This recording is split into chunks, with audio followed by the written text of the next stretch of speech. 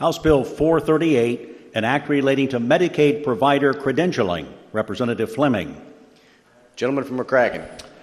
Mr. Speaker, I yield to the gentleman from Jefferson 48 for explanation of the bill and motion thereon. Chair recognizes the gentleman from Jefferson 48 for an explanation of the bill and a motion thereon. Thank you, Mr. Speaker. Mr. Speaker and members of the body, House Bill 438 addresses credentialing of healthcare providers with managed care organizations, in other words, MCOs, under the Medicaid program in order to deliver physical and mental health services. I'd like to have the clerk report House Committee Substitute 1 to House Bill 3. Mr. Clerk, please report. House Committee Substitute 1 to House Bill 438. Gentleman from Jefferson. Move for the adoption. Motion made and seconded for the adoption of House Committee Substitute 1. Is there any debate or discussion? Seeing none, all those in favor, please signify by saying aye. All opposed, nay. Motion carries. House Committee Substitute 1 is adopted. Gentleman from Jefferson. Thank you, Mr. Speaker. For those who don't know really about credentialing, basically it means that healthcare providers must state that they have the requirements, the license, experience, and education to serve clients and patients who have Medicaid coverage with MCOs, and currently there are 6 Medicaid MCOs. This bill has the Department of Medicaid Services recognizing a credentialing alliance formed in the private sector that should be accredited by a National Committee for the Equality of Assurance and is owned by or affiliated with statewide healthcare provider trade associations with at least 1 year of experience.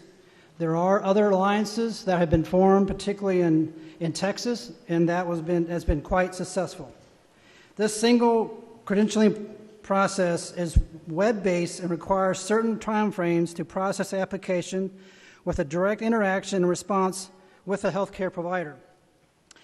On a personal basis, and imagine a healthcare center, I have 6 or 7 providers who have to submit the same documentation on for each clinician 6 times.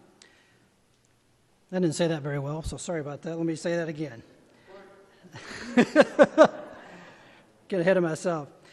I have 7 providers, and we have to submit the same documentation for each of those 7 clinicians 6 times. This is not efficient or cost-effective, plus it pulls us away, particular clinicians, from serving those who are least among us.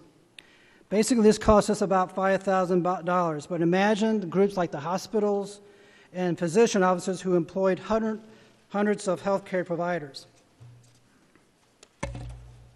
By reducing the number of submissions, we not only save money, but we'll be able to relocate our time spent on not pushing on paper or delivering services. This arrangement with the private sector helps reduce errors, focuses on quality service, and saves money. In order for this to be viable, there must be 60% participation with the MCOs. Otherwise, if that doesn't happen, then what we passed in I think it was 2018, House Bill 69, will remain in force. Mr. Speaker, I'd like to call up House Floor Amendment number 1 to House Committee Sub 1 to House Bill 438. Mr. Clerk, please report. House Floor Amendment 1 to House Bill 438. Gentleman from Jefferson. Move for the adoption. Motion made and seconded for the adoption of House Floor Amendment 1. Is there any debate or discussion? Seeing none, all those in favor, please signify by saying aye. All opposed, nay. Motion carries. House Floor Amendment 1 is adopted. Gentleman from Jefferson. Thank you, Mr. Speaker. Ladies and gentlemen, this is basically a clarification of the procurement process. So with that, Mr.